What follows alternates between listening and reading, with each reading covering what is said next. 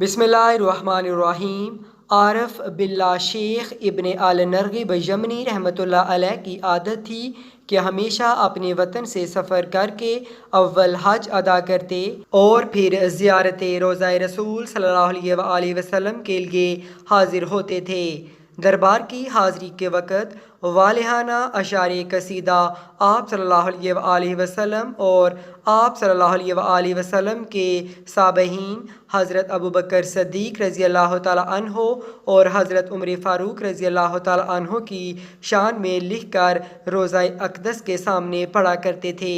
ایک مرتبہ وہ حسب عادت قصیدہ پڑھ کر فارغ ہوئے تو ایک رافضی خدمت میں حاضر ہوا اور درخواست کی کہ آج میری دعوت قبول کیجیے۔ حضرت شیخ نے تواضع کی بنا پر اتباع سنت کی نیت سے دعوت قبول کر لی۔ آپ کو اس کا حال معلوم نہ تھا کہ وہ رافضی ہے اور حضرت ابوبکر اور حضرت عمر فاروق رضی اللہ تعالیٰ عنہما کی مدح کرنے سے ناراض ہے۔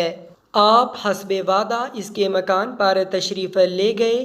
مکان میں داخل ہوتے ہی اس نے اپنے دو حبشی غلاموں کو، جن کو پہلے سے سمجھا رکھا تھا، اشارہ کیا۔ وہ دونوں اس اللہ والے کو لپٹ گئے اور آپ کی زبان مبارک کاٹ ڈالی۔ اس کے بعد اس کام بخت رافضی نے کہا کہ جاؤ، زبان حضرت ابوبکر اور حضرت عمر رضی اللہ تعالیٰ عنہما کے پاس لے جاؤ، جن کی تم مدح کیا کرتے ہو، وہ اس کو جوڑ دیں گے۔ شیخ موصوف کٹی ہوئی زبان ہاتھ میں لیے ہوئے روضہ اقدس کی طرف دوڑے اور چہرہ مبارک کے سامنے کھڑے ہو کر اپنا واقعہ ذکر کیا اور روئے۔ جب رات ہوئی تو خواب میں حضور نبی کریم صلی اللہ علیہ وآلہ وسلم کی زیارت سے مشرف ہوئے اور آپ صلی اللہ علیہ وآلہ وسلم کے ساتھ آپ کے صابئین حضرت ابوبکر صدیق اور حضرت عمر فاروق رضی اللہ تعالیٰ عنہما بھی اس واقعہ کی وجہ سے غمگین صورت میں تھے۔ آپ صلی اللہ علیہ وآلہ وسلم نے شیخ کے ہاتھ سے وہ کٹی ہوئی زبان ہاتھ مبارک میں لی اور شیخ کو قریب کر کے زبان ان کے منہ میں اپنی جگہ پر رکھ دی۔ یہ خواب دیکھ کر شیخ بیدار ہوئے تو دیکھتے ہیں کہ زبان بالکل صحیح سالم اپنی جگہ پر لگی ہوئی ہے۔ دربار نبوت صلی اللہ علیہ وآلہ وسلم کا یہ کھلا ہوا معجزہ دیکھ کر اپنے وطن واپس آ گئے۔